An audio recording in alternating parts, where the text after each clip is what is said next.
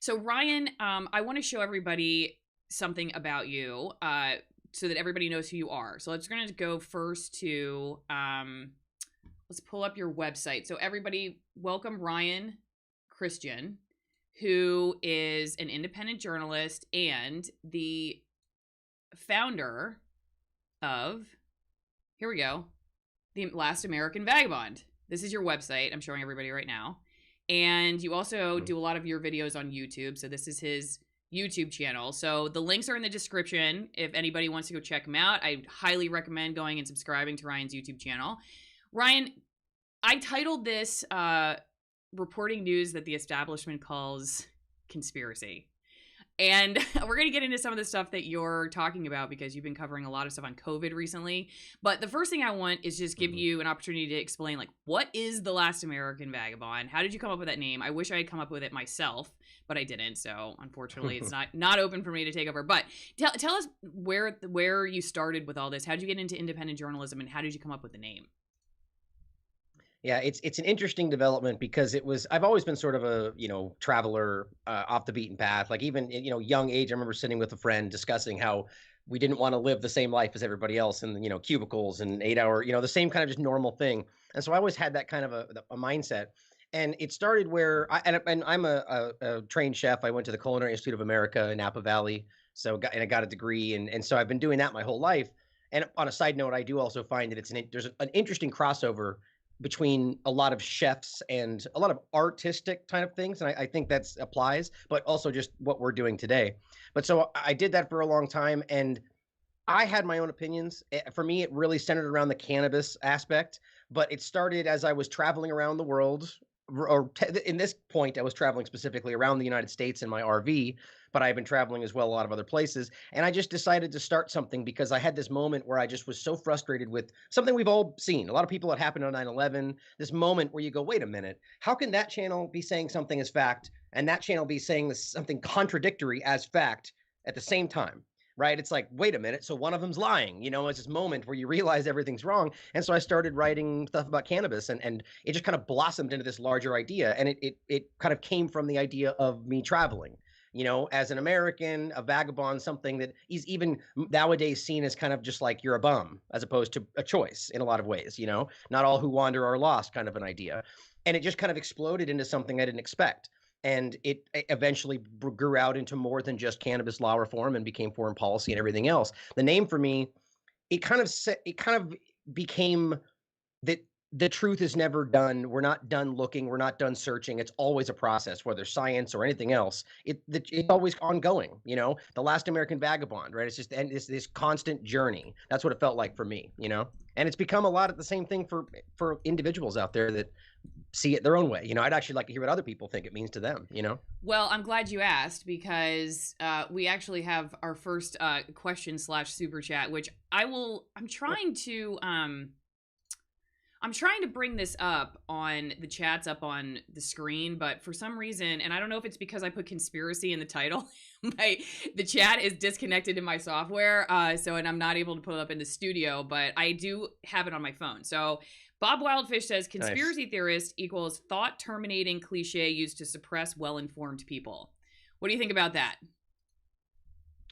Yeah, this is exactly the point, right? It stems back to the idea of the CIA and the discussion of that in general, and how this is a documented idea that it was used to dismiss genuine criticism, and that's what and whether people want to believe that or because it is very easy to look up and verified, but bigger than that, it's a plainly obvious thing today. Yes, there are people that discuss theories about people conspiring that are ridiculous or completely unfounded, but doesn't mean anything should be dismissed out of hand. But there's also a lot of valid discussion right now. I mean, from my perspective, pointing to scientific documentation and going over it and giving my opinion, and that's conspiracy because it challenges the main narrative, and that's really stupid. I mean, it's ignorant. Something I just thought of today is if I am pointing to scientific documentation and I'm listening to a doctor's advice. So whatever medical doctor I've interviewed that agrees with that opinion, is that not the definition of informed consent? How can I be a conspiracy theorist or fake news if I'm pointing to science and listening to doctor's advice? I mean, think about how crazy that is. The point is, as I just showed a person speaking in front of Congress, the idea is that we all have the right to choose our own doctors. Does that mean we're all experts? No, it's because it's our body and it's our choice. That used to be something we all agreed on. It's just funny how that goes, but I agree with that perfectly. So I am showing folks now the award that you won, the Serena Shim Award for Uncompromised Integrity in Journalism, just so that everyone knows all the other conspiracy theorists, I guess, that are on this list of journalists. And there's some big names on here. So there you are. Aaron Mate is on there. Julian Assange. And Gareth Porter, Whitney Webb, Max Blumenthal, and the Jimmy Dore Show, which I think has been interesting watching Jimmy as somebody who calls himself a comedian in a garage, talking about stuff that you're not seeing on mainstream media. So I guess to my next question for you is, why do you think, and I don't know, did you have any prior experience in sort of a mainstream corporate newsroom at all, or have you always been doing just the independent thing? And I guess from that standpoint and your perspective, whether you were inside or you've just been on the outside, why do you think people like yourself, many of whom are operating on really shoestring budgets, are able to do the stories that you're doing when you have these massively funded corporate outlets that have the money to send an investigative journalist for 6 months or a year on one story, but aren't doing it? Just curious what your thoughts are on that. Yeah, and they're great questions because I mean this dives into a lot of really important discussions, and there's so many that could be had around this point. First of all, my background, as I said, I was a chef. I mean, I am a chef, but I have. It just became something.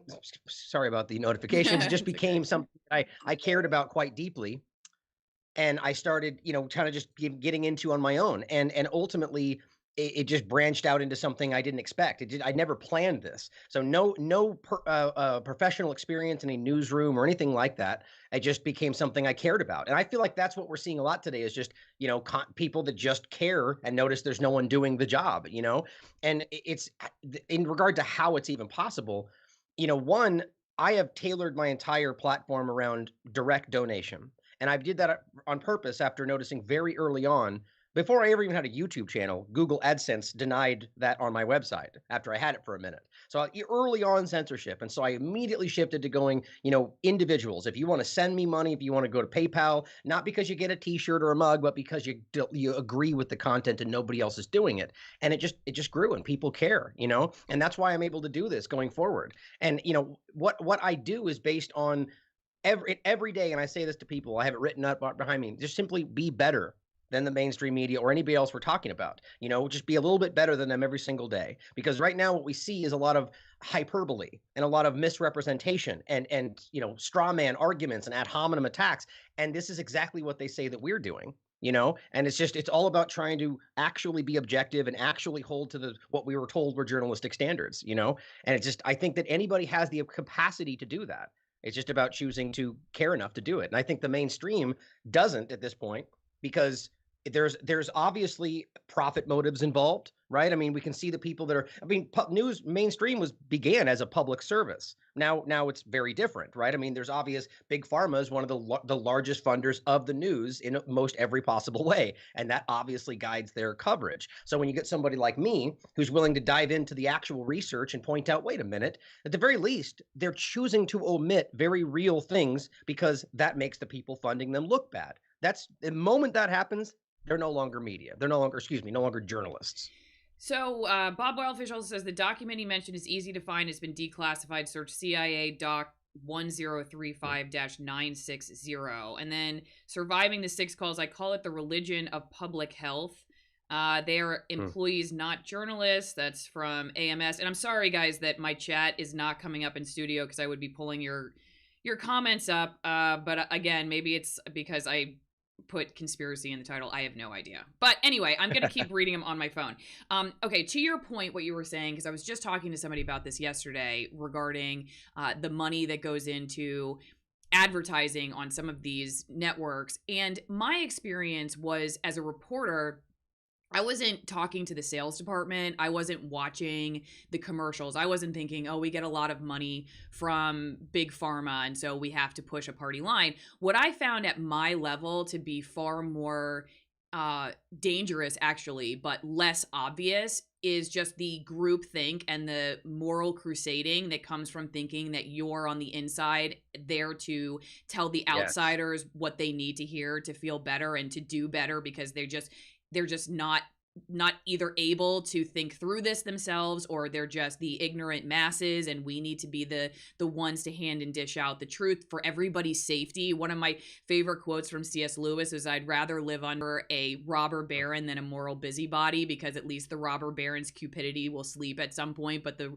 moral busybody will torture you at their own pleasure for, and their conscience's agreement, basically. So I'm curious what you think about that, because I'm not saying that's not as egregious, or even more. It's actually, I think in some cases, more problematic, because that's a far harder problem to fix. People who all kind of walk in the same circles, read the same material, and have an elitism and an arrogance about it. To me, that's almost harder than the problem of like big pharma paying, because, okay, say like I've heard Andrew Yang talk about publicizing funding for the news media, and I don't think that takes away this problem of the echo chamber. Yeah, no, it's absolutely right. And this is what I meant about how there's a lot of it's a multifaceted discussion, and it's impossible to give a one statement, like what you're saying is absolutely right. And this is something that speaks to like the discussion of Noam Chomsky, or manufacturing consent, right? The idea that he says that, no, these people most of them aren't even necessarily aware that they're being cultivated to such a degree, but they wouldn't have that position if they didn't already hold certain beliefs. And that's the point, right? So it's cultivated the same way a lot of these things are. So individuals in the position, I would argue someone like you, for instance, you do what you think you're trying to do in the best way you can, until suddenly you realize this is not the right place to do this. It's not conducive with only seeking out the truth and reporting it for the interest of the people. That's not what's happening, and so that's why we see a lot of these people beginning to break off and go away. And I think that shows us that you won't be in those positions if you're not willing to have a blind trust of authority, which does not, that is contradictory to the whole point of being a journalist or a researcher, And so I think there's a lot of, same with the military or the police or anything like this. There's a level of people within this that buy into it, right? That believe into what they're saying, or even like with doctors, a good example to what's going on today, because they're trained, as you will talk to most any doctor you listen to in school, to blindly trust authority. People like the CDC, you do not question the hand down, which is ridiculous when you really understand what that's coming from, that there's obviously politics involved there. So I think it's a great point, and it's never as simple as saying it's all this or it's all that, right? So it's an important thing to bring into it. I'm showing folks your website again, where you have, I think on pretty much every article you guys write, as always, take the information discussed in the video below and research it for yourself and come to your own conclusions. Anyone telling you what the truth is or claiming they have the answer is likely leading you astray for one reason or another. Stay vigilant. And I thought there couldn't be anything more divergent from what usually is on the mainstream press delivery of what they're telling you, because it's almost the opposite. And, even moving to President Biden's speech the other day was like, just trust us, trust. Right. We're the government, as my husband, who's a veteran and has all kinds of, terrible stories, would say, like, we're the government, we're here to help, right? Just trust us. We're not going to lead you astray. And it does seem like, in a lot of ways, and I don't know if this is a reflection of just where we are with the amount of information that's coming at us. Maybe we're seeing more and more people just want somebody to come in and babysit and sift through it for them because it's just scary. There's just so much out there. I don't know. Maybe it's just leftover from back, our grandparents' generation, when you just trusted authority, and the guy that comes on the news at night and you're just supposed to welcome him into the living room with your TV dinners and listen to what he says. But I'm curious why you guys add that, and what you're thinking about that sort of vibe, I guess, that if you, and again, this is my personal experience, so maybe you have something different, but if you're somebody who, say, does want to ask questions and does want to do what you're saying, stay vigilant, you're almost shamed in today's world, as if you are, again, back to my title, you're into conspiracies. As soon as I started going down this path, I was an environmental reporter, and everybody that used to follow me in the environment, I would say a lot of mainline left-leaning people are like, okay, she's QAnon. The second that I'm questioning why we're listening to Bill Gates all the time, just asking questions about it, and that's how you're shamed, I guess. You know, you're QAnon, you're a conspiracy theorist. Instead of debating facts, we're just going to question your character, and then we end the conversation there. So let's talk about that thing that you put there, and maybe your thoughts on the other stuff. Sorry, I kind of went on a tangent.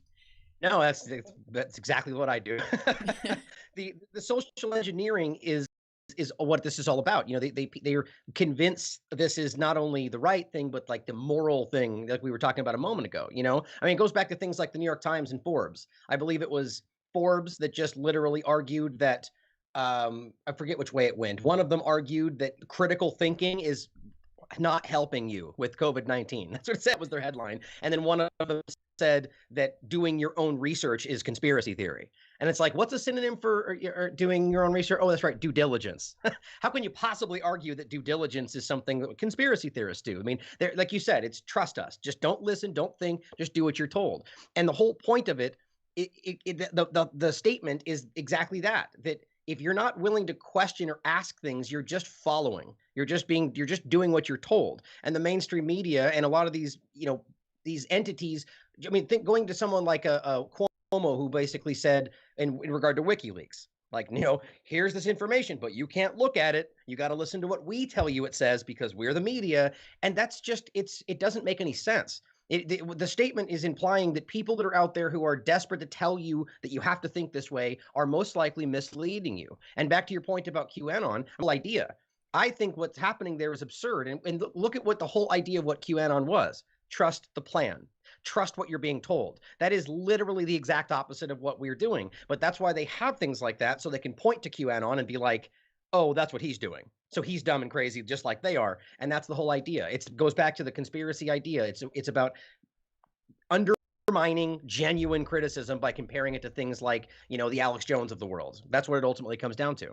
I want to talk about Alex Jones in a second, because I am curious about your thoughts on the speech suppression online, being an independent journalist who uses YouTube and talks about stuff that does regularly violate the community guidelines. But let me read a couple more comments. Renovatio, a lot of people do not want to hear the truth. If it doesn't suit them, they turn off. This makes lying more profitable, and so the spiral of dysfunctional partisan mainstream media becomes the viable model, in my opinion. Conspiracy, phobic, denier, etc. buzzwords to be dismissive, to try shut someone or movement down because it doesn't go along with the narrative. It's easier to lie to the people. This is from D. Vincent W. It's easier to lie to the people than for the people to admit they believe in lies. Mark Twain.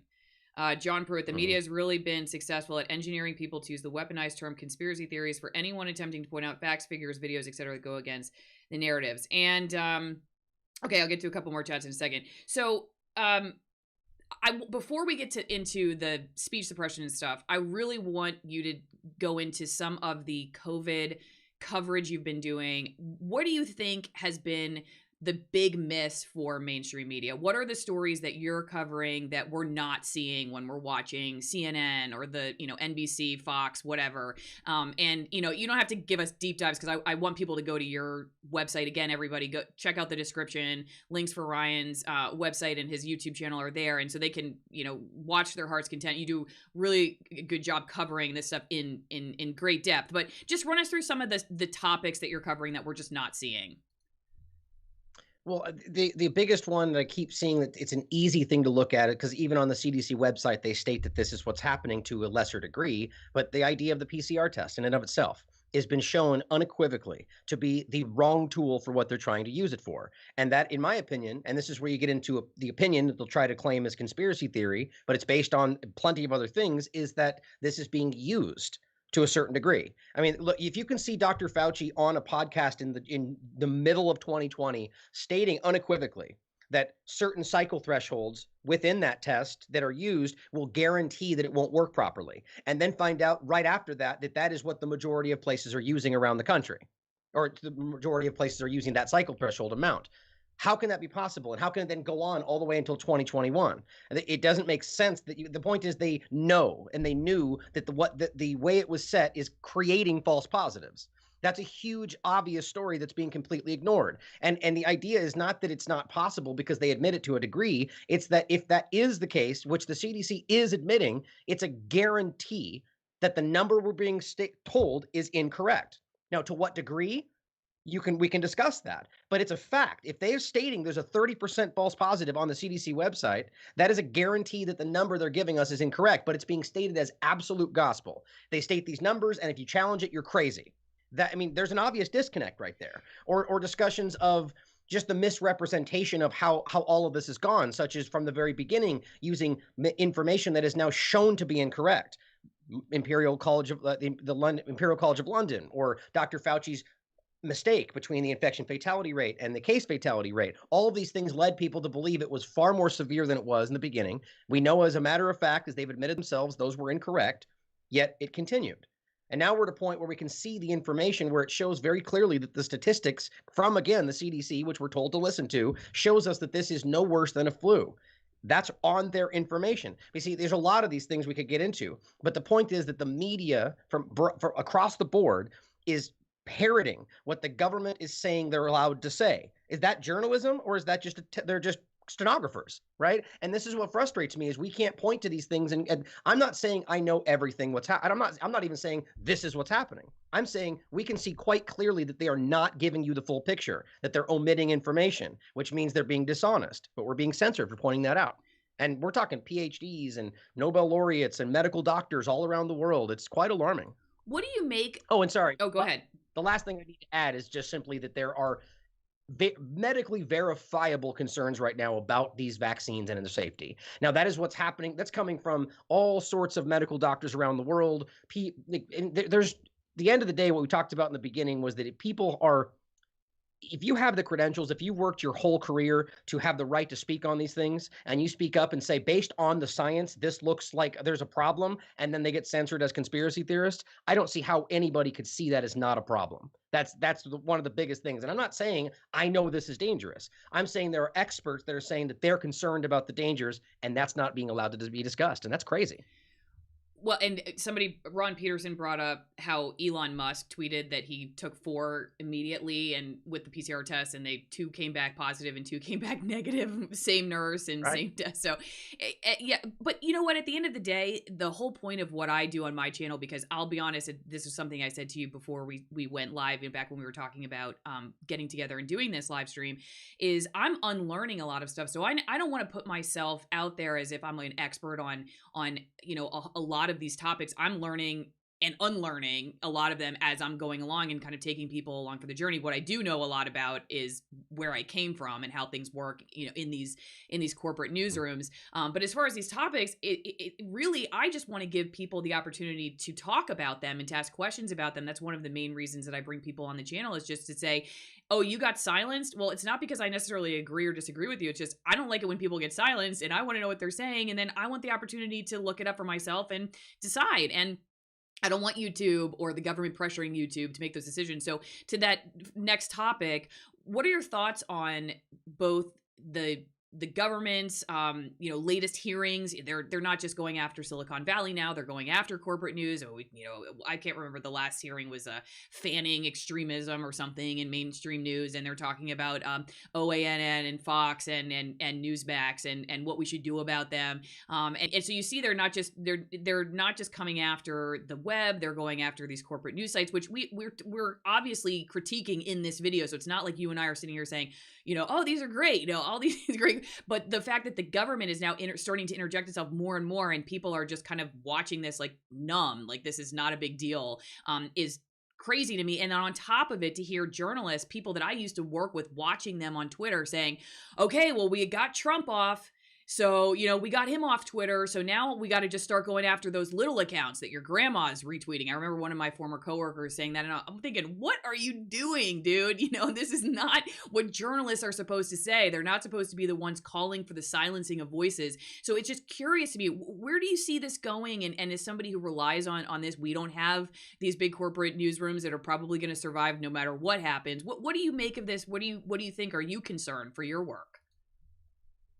Oh, absolutely. I mean, we can all see the obvious censorship in regard to independent media, but it's an interesting point to discuss I often think the way that's being used is more about a release valve to a degree, right? I mean, kind of making it seem as if, I mean, to your point, does anybody really think that Fox News is going to be taken? No, I think that they're a counterbalance to the false illusion of the two-party system, and they need that present. But OAN and plenty of others are rising up, Newsmax and these different, it's all just kind of the same thing. It's left and right, which is an illusion in my opinion. But it's going to happen to a degree because they need to turn, if they keep people inside that system aimed at each other, right? So we look at the other side. So the Democrats hate the Republicans hate the Democrats, and they don't look at what's really happening, that the government is really ultimately responsible for most of their what's ailing them. That's what it really comes down to, and with specifically the Fox News part of it is it's become this weird kind of it's like consuming itself in a way. I don't think that the establishment level we're going to see these channels taken down, but from within it, on Twitter and it's becoming literally insane. I mean, the cancel culture is what this ultimately is. And what's funny is we talked about the cancel culture long before COVID-19, and it was kind of like, it's alarming, and a lot of people rightly saw how alarming it was, but now we see its full breadth, right? We see what it's becoming, that it's being applied in every possible way, and now it's being applied to, medical stuff and COVID-19, and now they're just basically saying, like you said, we'll just get rid of them, which is absolutely contradictory to what people, it contradicts free speech, it contradicts the concept of I mean, anything we've talked about, especially journalists, the idea that we're talking about them trying to spread the truth and research and investigate, and they're trying to shut down entire voices because they don't like what they're saying. I mean, that's just crazy. The logical conclusion is they're going to continue to drive this in a way that pushes people like myself, James Corbett, Whitney Webb, off of these platforms and into a darker corner, continuing to try to do so until all we get is a place where only people who already know where we are can see us. And that's kind of what's happening now. You can find stuff online right now and search for the exact title verbatim, and you won't get the thing coming up in your search on Google. I mean, they are controlling things. I mean, it's incredible.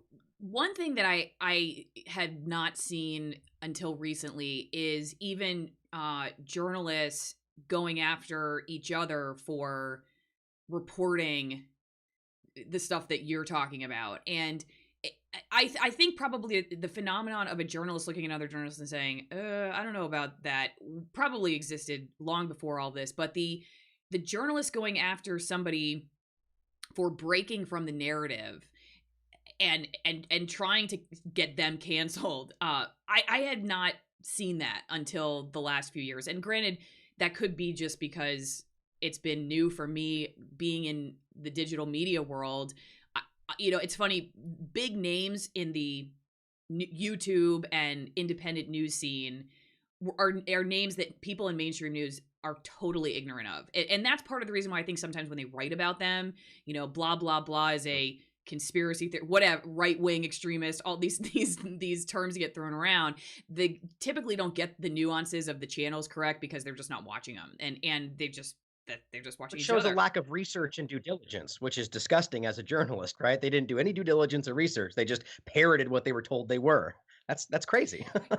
Right. And I think part of that is, again, as somebody who studied psychology in her master's degree, I do wonder sometimes if it's not, you look at all these levels. So yeah, of course, there's like the big money level, there's the government propaganda level, there are these layers of the onion, but you get down to the basic individual psychology of it. And I sometimes wonder what is going on there. Is it, I'm afraid I'm going to get canceled? Is it this guilt by association? So if I talk to this person, I'm on their team, and then I have, these purity standards, people are going to come after me. And just more and more, I think it's just been very odd to me to see not only journalists sort of touting a party line, but attacking people for not doing that. It's like, you know what? Hey, it used to be, I feel like if that journalist wants to talk about that, and maybe I think they're a little nuts, whatever. But I'm not going to try to get rid of them. I'm not going to try to keep them from being able to voice themselves. There was this professor I did a video about a few days ago. She's, I think, UCLA. You know, I don't know if she's specifically a journalism professor, but definitely in that world, talking about how Substack is dangerous to journalism. So don't support Substack, and so, you know, they're teaching this now in universities that to be a real journalist with bona fides, you have to go work in corporate news, and if you're somebody who goes and works at Substack, you're dangerous to journalism because people trust you in the way that they trust these other authority figures, and you don't deserve it because you just can say whatever you want. It's just a very weird time, and I'm not optimistic for where well, honestly, I'm not optimistic for corporate news, but I'm also worried about what happens in these digital spaces, especially after seeing what happened to Parler, where you're like, okay, we created our own site, and now, you know, and then they get taken from Amazon, and you just have these massive corporations that are basically determining our discourse. So, I don't know, but at least you have a website, so people can go to that. And again, just a reminder to everybody that your website link is in the description. Ryan, before you go, I wanted to ask you a couple more questions. One about, we were talking, since I did the environmental reporting in my past life, you said you had covered some pollution related to COVID, and that's been something you've seen increased. I remember at the beginning of the pandemic, people were tweeting all these pictures of Venice, like, oh, look at the still rivers, you know, or the canals in Venice that don't have trash in them because people are staying inside. And it was kind of like people were getting on board. And I even remember looking at it and like, oh, that's interesting. And I probably retweeted it. But more and more, like you, I go on hikes. I see masks everywhere. And I'm just curious, what has your research found about that? Well, yeah, it's entirely around masks and gloves and the whole thing. But before I say that, to finish up, I just wanted to add a couple comments to what you said before. That it's interesting that are we not allowed to be wrong anymore? Right? Are we not allowed to be, as an individual on your own channel, whatever else, make a statement or do your research and just simply come to the wrong conclusion? How is that just like that mainstream does that all the damn time, right? The point is, they want you to be afraid to do that, so all you do is trust other people. Yeah, it's about just no dissent. To interject real fast, I think you're exactly right, and I think maybe part of the reason why you don't see people taking risks is because of that. Even in mainstream news, people who might, because I know people who are in that world that just aren't speaking up, and I think it's like, if you just say the wrong thing that the majority thinks, you're safer than if you say the right thing that few people think. Exactly. And that goes back to manufacturing consent, like we talked about. These people just are, you know, and this happens not just in the mainstream, by the way, the independent as well, but they want to be part of the club. And that's what they try to vie for, because they think that is what journalism is, because that's what they were taught, right? It all feeds in together. You know, the idea is that they started off saying all the people in this, anybody challenging this or the vaccine or anything, they're all anti-science fringe conspiracy theorists on YouTube. And the point is, it's obviously not that, but they're still going with that narrative. With all these different doctors and PhDs, it's kind of a ridiculous thing they keep doing. I just want to make sure people see that they haven't veered from that, despite how clearly a very large portion of educated, informed people are not going with this. But back to your point, and this is a really important one, because this is, it's just going to, speaking of contradictory, in hypocrisy, better word, this is they are, even the World Economic Forum, the WHO, they keep putting out videos and discussions about how this is helping everything, and even deleting them because they get attacked for how ridiculous that is. The masks and the gloves, in July, I believe, of 2020, there were numerous environmental outlets that were screaming like this. At that point, it's catastrophic. The amount of pollution, people scooping up out of the ocean and just like gloves and masks, it's disgusting. And that if we don't do something now, this was in July, that this is going to be irrevocable. Nobody cared. Nobody did discussions on it, just went right past it, fear-mongering about COVID-19. So the point was that the very people that were screaming about just before this, about, and rightly so, there's every reason that we should be concerned about what's the damage we're doing to our planet, that we were concerned about that's the most important thing. And then those same people are the ones throwing away 7 masks a day. It's counterintuitive, and it doesn't make any sense. And that's what we're seeing now as we go forward, is this kind of like using that to drive into the justification for why we need to reimagine everything and change the whole point. But the damage is already being done, and the amount of pollution that's happening, not just because they're present, but because of the plastics and different things that are inside of the microplastics. This is just demolishing our ecosystems, our ocean, our environment. It's crazy. And it takes the smallest amount of research to look into that. But again, it's one of the small things they go, oh, well, it's okay because COVID's just that dangerous. right? It's okay that we've had a doubling of teen suicide because it's just that dangerous. But in fact, the numbers don't back that up. So we're allowing the most catastrophic things to happen to every part of our lives for one thing that they tell us is damaging that the data on their site doesn't back up. This is why I'm being censored. What is the most difficult part of doing the work that you do, especially as an independent journalist? Well, obviously the hardest part, as most of us can attest to, is having to combat this monolithic propaganda machine, both with just content as well as resources. I mean, this is one of the points we're making, is that they're right now chopping at the base of all the ways that we can fund ourselves outside of, advertising. And I refuse to do this because I want it to be completely disconnected from any sort of anything other than direct donation from people who support the work. So it's very difficult. I mean, when I apologize about that. I thought I closed this. That's why it keeps happening. At the end of the day, it's almost impossible, and everybody sees that, to continue, especially just starting out, to be able to fund something like this. And I'm just lucky that I have enough people that over the period of time have continued to support me. But I'll tell you, there was a bunch of period where, there were parts intermittently throughout this, I picked up jobs as a chef, up until probably 4 years ago. And that's what's so difficult, is you're constantly trying to balance your life and your obligations with doing this, whereas it's just not the same way on the other side, and they're battling you down with many different channels and so on. It's almost impossible, but as long as we keep fighting, it's not impossible. Yeah, again, back to one of my original questions for you. It's just, it's so unacceptable to me that people like you who are working side jobs are still doing better journalism than the full-time employees who are getting healthcare and six-figure salaries, and it's just unacceptable to me. And part of the reason I started talking about it publicly is because I'm hoping there are some people that will say, okay, like, I can be brave. Maybe I can be brave enough to speak up in one editorial meeting and just say, guys, not everybody thinks that. Or maybe that's not entirely true. Yeah, you're fired. That's what happened. Well, what happened to me in certain cases was, I was told that I wasn't allowed to pitch those stories anymore, and that I had to go directly, instead of pitching it to the assignment desk, I had to go through a manager. Even though I was still, oh, well, we trust you on everything else, but just not that.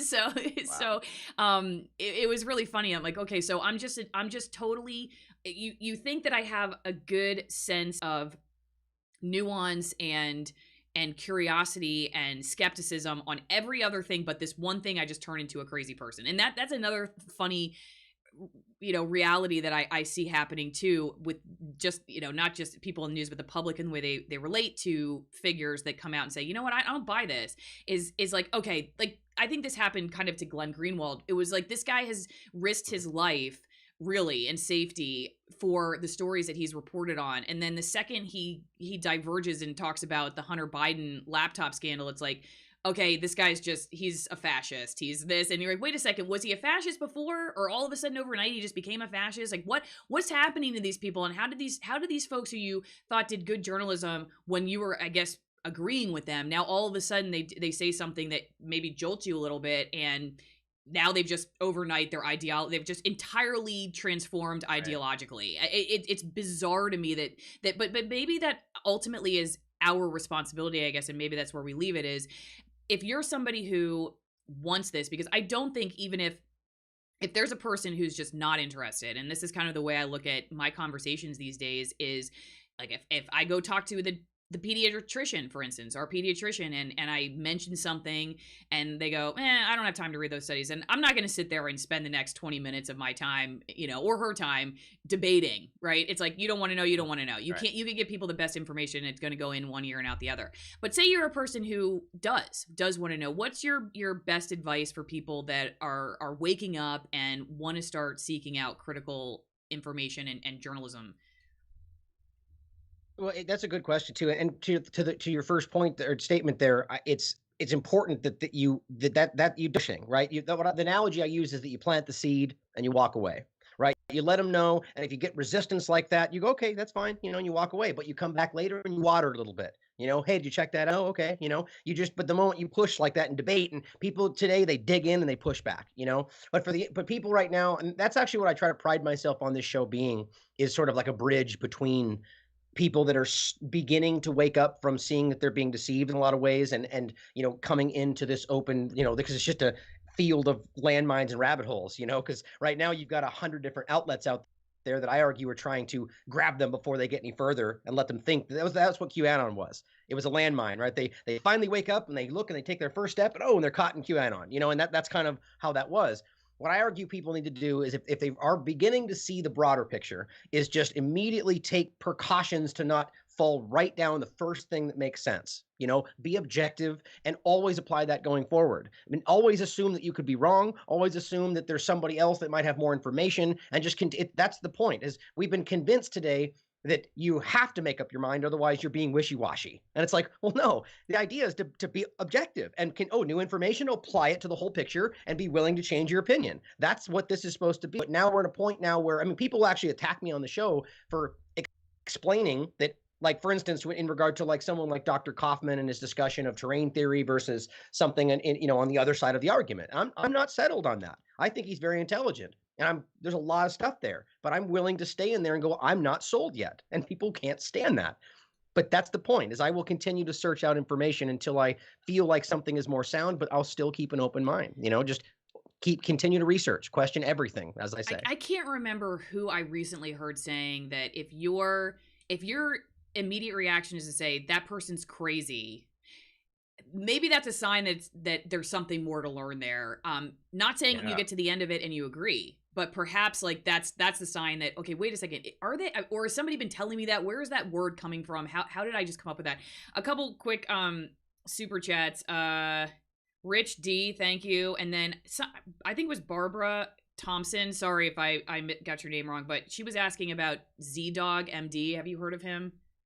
Yeah. Okay. Yeah. It's go ahead. Well, she was just saying that he was talking, I guess, critically about people in public health, but I have not reached out to him yet for the channel. But, and then Bob says Glenn Greenwald is my favorite gay Brazilian fascist. Yes. So anyway, exactly what you were talking about. Yeah. Well, I think he's joking. I think he really does like. Oh, okay. Yeah. But it's just, that's a funny thing. You're like, you're actually an outsider in a lot of ways. Like you're and then you're somehow thrown into the fascist authoritarian infrastructure when actually you're, in a lot of ways you make and maybe an oppressed person, but because you wrote something, you're so, anyway, oh God, I had one last question. Oh yeah. I wanted to ask you real fast too. I meant to ask this earlier when you were talking about the Hegelian dialectic and the left versus right and that kind of thing. What do you think is the end game for, and I guess I kind of already know the answer, but could you explain it to people? What's the end game? And do you think people are aware even that that's happening, this left, right, or that even the people who are pushing that, that they're participating in that kind of, I don't even know if dialogue's not even the right word for it, I guess, but participating in that way of interacting with one another. Do you think the perpetrators and the recipients are even aware that's going on, and what's the end game? It's both. I think that there are definitely, and this is something that I discuss and people challenge all the time, is that it's a false representation. It's a false majority that they push. And they tell us that's the majority and people think they're in the fringe. But I think what's happening is that you have a lot of people, I think most of them, that to some degree are aware this is happening, but are still committed to one side or the other. So they just choose to ignore things that challenge what their side thinks is right. And they exacerbate or just embellish things that they think work for their side, and they're just convinced. And what I term this is lying for your truth. It's something I've been coining since the beginning of all this. And it basically comes down to people that know that there's dishonesty happening, but they believe their side is the moral side, or that they're ultimately right. So it's okay because we'll lie about what they're doing because we know that they're actually bad people, like that kind of a thing. And it's happening. It's rampant right now. It's alarming. So I think there's a huge faction of people that are just committed inside that illusion. They think that it's benefiting them to some degree. And then I think there's a lot of also people, I think less than the majority, that are just simply taken by the idea of one or the other, right? That they believe that Biden, is, even though he's doing the same thing in regard to child prisons, he's doing it with a good heart, and that's the whole dynamic there. It's like, we believe he's better just because we believe he's better, even though everything's happening the same, and go ahead. Are you going to say something? Well, I would just remember somebody back when he was elected talking about how he's like grandpa, just like what America needs, just a grandpa figure. it's just so funny, right? Because it doesn't really make any sense, and it's an emotional plea that doesn't really tie to anything that matters for Americans, right? It's just, oh, doesn't he look nice? It's like, what does that even mean? What does it amount Well, to? And I think and what when you're this whole saying that, it just what happened to, and this is really where I start to wonder about the, again, to go back to the left versus right thing. What happened to the party of questioning authority and questioning the government? And I don't understand. The same people, like you said, who were like so quick to use the fascist term, are the ones signing up for, for like, just tell me what to think, just tell me what to think, but you're a fascist. It's totally bizarre. But yeah, it's like, if you're wanting the government to be your grandpa, like, isn't that a sign maybe it's time to, I don't know, grow a garden or learn how to ride a bike, or just something simple to like start growing that self-sufficiency vibe within yourself and not be wanting to hand over your life to the government? I honestly don't believe that that's how most people think. I think that, again, that's what they push out as what we want us to think. There's an incredible level of social engineering and predictive programming that's been happening in this country as far back as I can remember, but it is it is next level today. And that's not my opinion. I mean, it's very apparent. We can see the level with, even if, again, they think they're lying for their truth, by convincing you that this is so dangerous because we need to get the vaccines, and it's, whatever it is, it's incredible. But I ultimately think, again, that it comes down to that they are trying to manipulate us into thinking that that is what everybody should be doing. And look, everyone thinks that they should be doing this. And if you disagree, you're that fringe weirdo. And so they go, oh, well, I'm not going to say that because I don't want my neighbor to think I'm crazy. And their neighbor probably agrees with them, and they're both lying to each other. It's like we are all pushed into that. But I do ultimately think that there's a huge portion of people that see this, which is the real majority, but most of them are afraid to speak out because they're convinced they're the minority. But they see that they're being lied to. They see that they're being deceived, and they're just afraid to say anything. The logical conclusion here is that if we do not allow ourselves to have the freedom to speak up about what we think, if we don't admit to ourselves that we are not the fringe minority, that we do have the majority of this country, we're not in the right way, if we don't see that and do something, that we'll lose. This will go past, and they'll build the new infrastructure and the technocratic revolution they're trying to create, build back better and all that. That's what's coming our way. And you could think that's a good thing. Some people do, but shouldn't it matter that people don't want their lives to be radically changed? Shouldn't that matter? It's like, but apparently it doesn't, because it's good for you. So sit down, Grandpa said. Yeah, the whole point, I guess, of what I'm trying to do on my channel is to just say that, hey, if you're somebody who wants that, you should have the option. But if you're somebody who wants something different, you should have the option, and that you should be able to seek out divergent viewpoints and opinions and thoughts and facts, frankly, and that it shouldn't be a few powerful people determining for us what we should and should not be able to hear.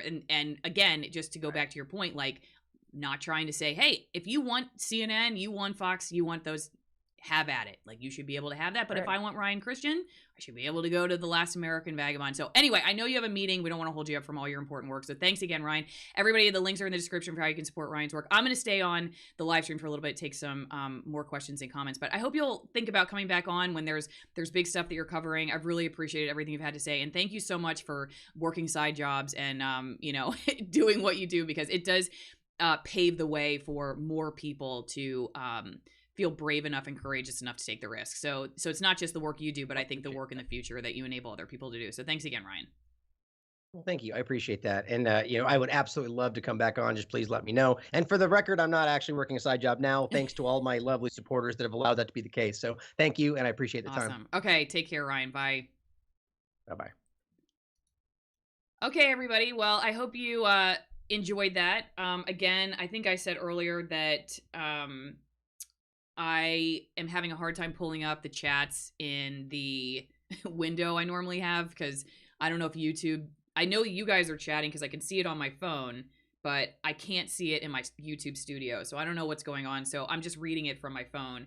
But that was really interesting. One of the cool things about the community online and all of you all that follow the channel is that I learned about Ryan through a viewer, and he emailed me and said, hey, you should think about having this guy. And I do reach out to basically everybody that people suggest, because I'm pretty much open to having anybody on the channel and hear what they have to say.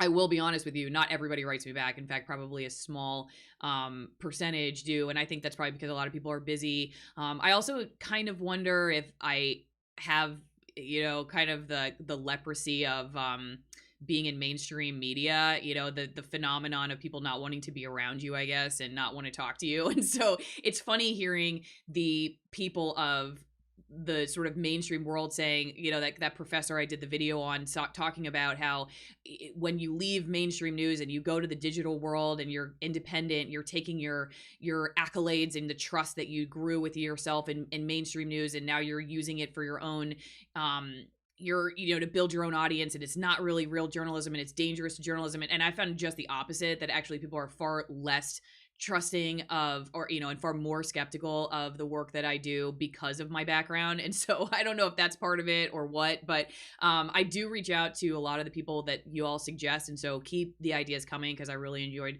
talking to Ryan. And again, as I said earlier, the links are in the description.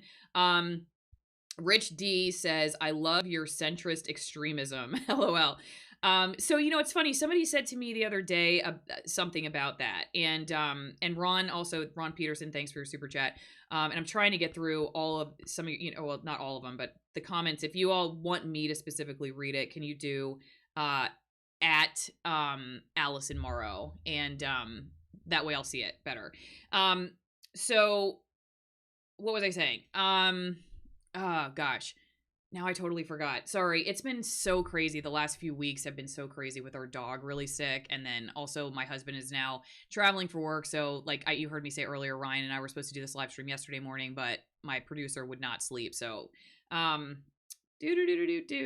Okay. Bob says, I guarantee your proximity to legacy media harms your ability to get some guests. Oh, that's right. This extremism, the centrism. So here's the deal. I don't know if what people like myself or others who are kind of, you know, taking and critiquing and listening to the different sides and the different angles, not, you know, the variety out there, are what would be correctly called a centrist. Because in a weird way, I'm not a fence sitter in my own personal life when it comes to the things that I believe to be true and important. I don't just say, yeah, well, it could be that I should support a local grass-fed cattle rancher, but it also could be that I'm going to go to McDonald's. No, I am 100% on I'm going to go next door to the cattle rancher that raises the animals the way that I want to eat them, and I'm not a centrist on that at all. I think maybe what people mean when they say that is that you don't necessarily fit into a left or right box. And that's very true of me and a lot of the people that I have on the channel.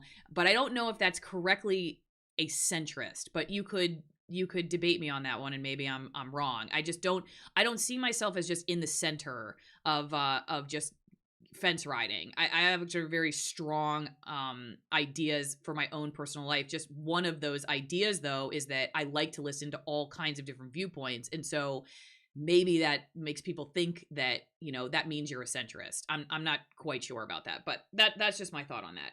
And let's see here.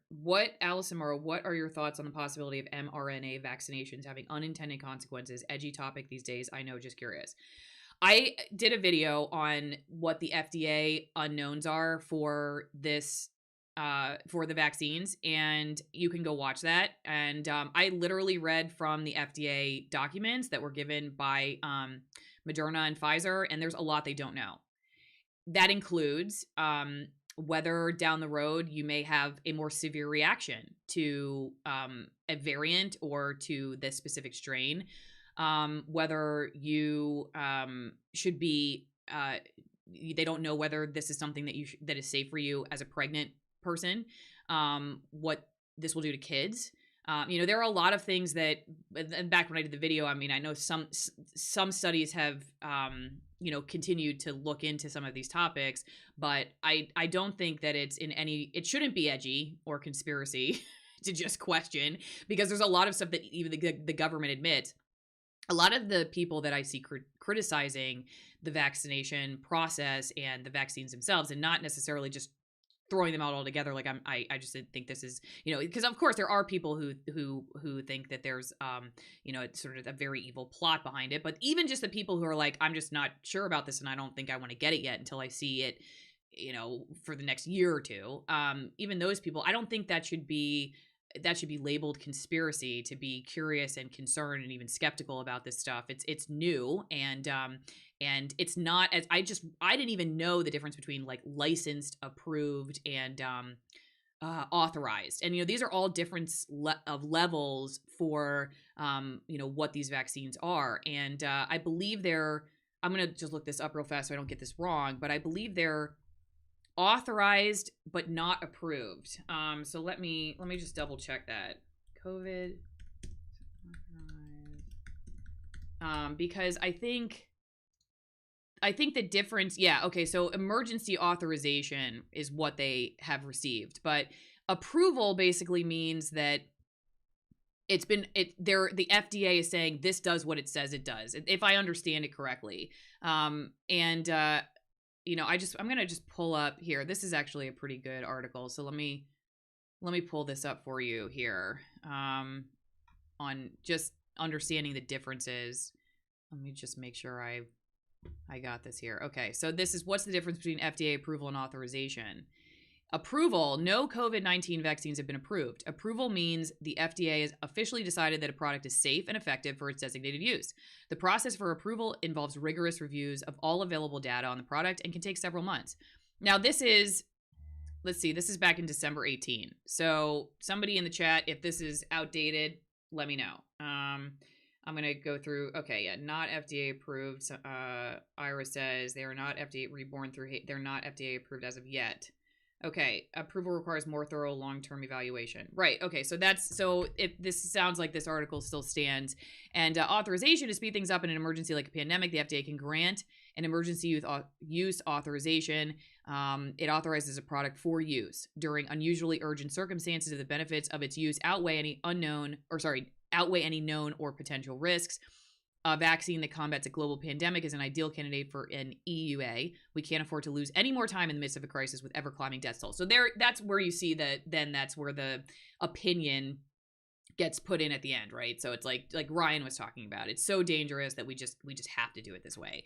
And of course, people are going to debate that, and it's important to understand that. Like in that same video I'm talking about that I did a few months ago, where you have CNN having this children's town hall with Dr. Fauci, where kids get to ask questions, which obviously many of them were propped up by adults to ask.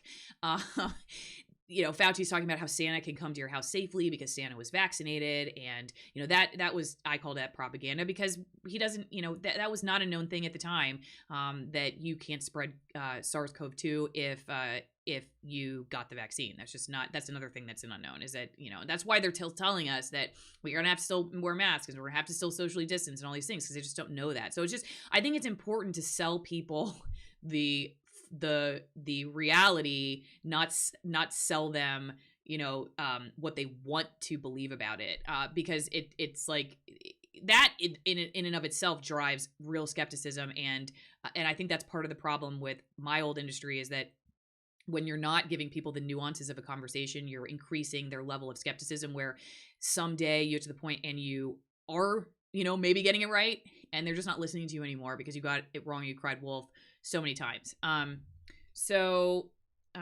Let's just see here. If we need to go through anything else. Allison, try to interview Lynette Zhang, Chief Market Analyst at ITM Trading.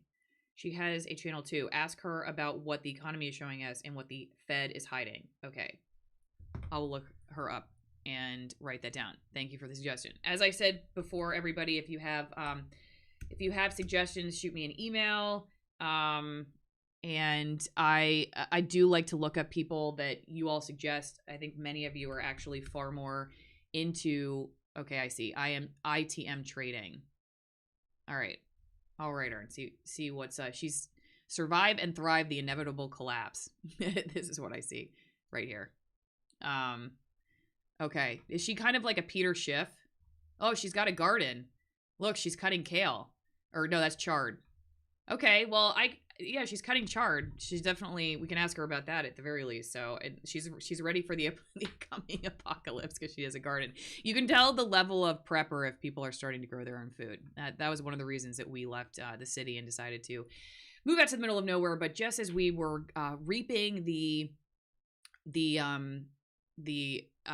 produce of our hard efforts and our first big garden that we had on the last property where we were living, finishing up, our Airstream renovation. Our landlord decided to sell the property, so we had to leave. It was very tragic, actually. I harvested everything I could, but we left a huge amount of corn and some other stuff, and we're just hoping the new owner was able to get some of it, because I hate wasting food, especially the stuff that we work so hard to grow. Oh, it could be rhubarb. Yeah, somebody ours says it could be rhubarb. I don't know. It looks like chard to me. Rainbow chard. Before and after harvesting, she doesn't say. Yeah, Swiss chard is a proficient grower, nutritious and beautiful when added to a landscape or grown in a garden bed. That's what she says. So, all right, well, everybody, I do appreciate it.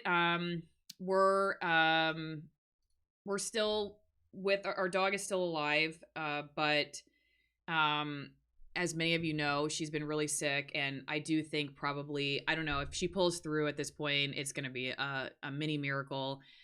She's pretty sick, and yesterday I'd show you the pictures if I could pull them up, but we did do some finger painting with the kiddo and the pup, so everybody's got their paw print and their hand print on a piece of paper. And I will say I may do a separate video about this, but my dog Chaka, I got her 12 years ago, and the foster mom who had her was really pushy, actually. Please take this dog, or else all these other dogs are going to die. It's one less dog that I can rescue from the shelter. And at the time I thought I wanted to be an international correspondent, and all my friends were saying there's no way you can have a dog. And in combination with this woman's pushiness, because I was like, I don't think I want a dog.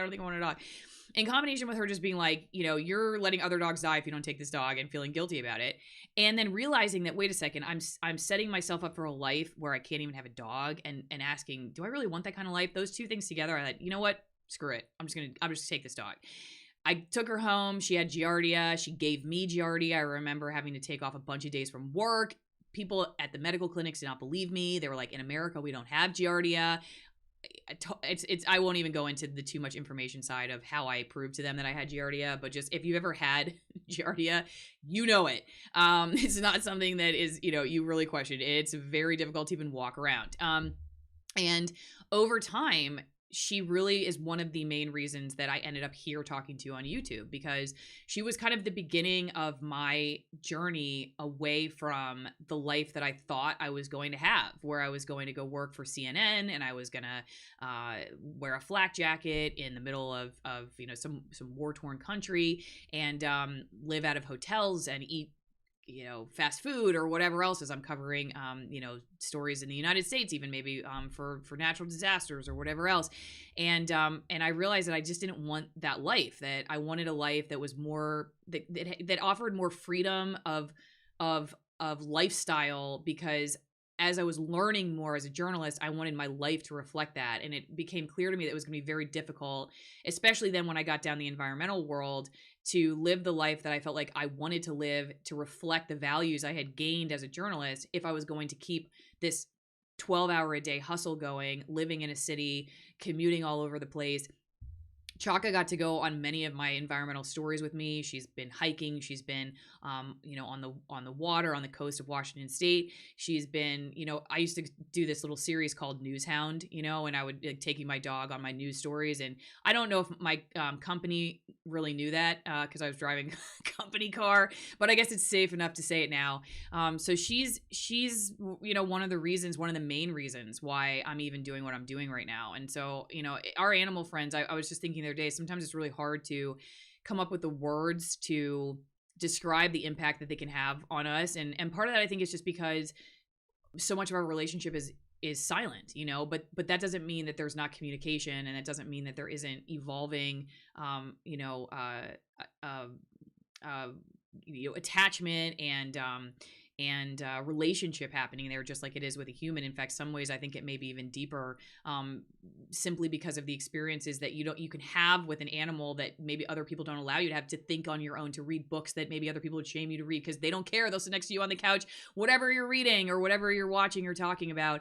And one other great thing that I gained, which has also led me to where I am now, is that as somebody who grew up very high performer, both of my parents are physicians, did really well in school, but was also very very scared, I think, of just quiet and solitude, because everything in my life was always about performing and doing well and getting the accolades of others. That it was my dog and hiking with my dog in the Cascades and being quiet but not feeling alone that allowed me the opportunity to really start thinking for myself, because I wasn't needing to be around the noise of the newsroom and the noise of my peers. And so I just, as my little tribute to Chaka, I feel like she's really given us a lot, and I hope that we just give her a peaceful place to live out her final days. We've had an amazing journey together, and I definitely never forget her. She'll never be replaced. But thank you all for your well wishes and for your support. There've been a lot of people that have written some amazing messages. People have supported, sent donations for Chaka's care, or people who have sent ideas for treatment, and it's been really uplifting to have that community. So let me just see everybody else. It looks like, thanks Bob Wildfish. Pray for Miss Morrow's pup. I do appreciate it. Anymore. I'm just gonna scroll through this real fast. You can still wear the flak jacket, Renovatia says. Disagreeing with the prevailing narrative of tolerance, inclusion, and love is becoming more dangerous by the day. Yeah, well, we definitely do have, I think, flak jackets in our house because my husband and his job. And my kitties Fritz and Penny are my world. Okay, shout out to Fritz and Penny. You need a flak jacket to drive through Chicago. Clotting, we just don't know we still don't really know what's going on with her, so we may never know. And she gets worse every time we take her to the vet, so we're not taking her in anymore because it's just one of those things where we've watched her seriously decline, and we just think she needs to rest. And we are working with a naturopathic veterinarian right now. We've called around to some suggested oncologists because she may have cancer, but all of them are basically saying that at this point it's probably unlikely that radiation or chemo would do anything for her. There may be possibilities for vaccines that some people have looked at. I don't know if they're technically vaccines. It's like where they take the tumor itself or proteins from your own immune system, grow it in a lab, and then give it back to you, so that, like, immunotherapy, so that your body can fight it. But I don't think she's really a candidate for that either, because we don't have a diagnosis. No one's been able to figure out what exactly it is. We don't have a biopsy because it's just been kind of a mess, I think, from the beginning of how the whole process went down. But she's resting. She ate some beef liver from our buddy who lives about 30 minutes away, raises cattle in the grasses of Northeast Washington, and she ate some of that this morning. And we're just hoping that she doesn't look like she's suffering. She does look like she's just sleeping. She's quiet, and so we're just giving her a nice, comfortable place to sleep, and she's got a pillow under her head, and just thanking her for the time. So anyway, guys, let's see. Dogs are love. Patrick says they help us stay present moment and guide us in a number of ways. Check out Anna Breitenbach, South African animal communicator. Oh, maybe I'll have to write her. Maybe she can talk to us. I have friends that have worked with that. As somebody said the other day when I was talking to him, I'm like, what do you think about that? My friend said, it's a big world. And I think that's, to kind of end it there, it is a big world. And I think a lot of us are encouraged to think that we already know everything, and to look down on people who question what we think to be true. And again, I'm not an advocate of just being wishy-washy and like there's no such thing as fact versus fiction. Just that I think we're often encouraged through the messaging that we hear on social media or in the big media corporations to look down on people who question what we hold to be the safe space truth, and that's just unfortunate. And so again, like, it's, the mention of the dog allowing us to live in the present. I think that's one of the greatest gifts that my dog has given me, is exactly that. Because if you're too far ahead or you're too far behind and you're worrying about the future constantly, or you're always like days, years ahead, and very frenetic about it, and nervous, or you're constantly like ashamed of where you've come from, and you're too hard on yourself, and you can't like live in the moment, it's very hard to know what's true and what's false, because the past and the future they're really illusions. Not that it doesn't mean, you know, you can't think about what's to come and pay attention to what's happening right now, you know, with that lens in mind. But I think, you know, if we are so anxious about the future or the past, we're missing out on right now. And right now is what we can do something about. And right now is where we can find information. And so that has really been a great gift that my dog has given me. And let's see here. Oh, okay. I think that's it. Ryan is a good man. Sad thing is Ryan is trying to get to the truth. I don't know if somebody else said something about Ryan. Let's press that. But yeah, okay. So everybody go check out Ryan's website. Thanks again for joining the live stream. Thanks for being patient with my last couple of weeks. I'm not as, you know, had as much content up, but it's just been, you know, it's been difficult to focus. There's been a lot going on. And then also just, you know, just trying to even, keep food on the table and keep my wits about me with everything that's going on with my husband working has been enough. And so I'm gonna hopefully in the next week we'll get back on track with getting more content out there. But I appreciate your patience. I appreciate everybody's support, and I hope you guys have a great rest of your weekend. And I'll see you next time.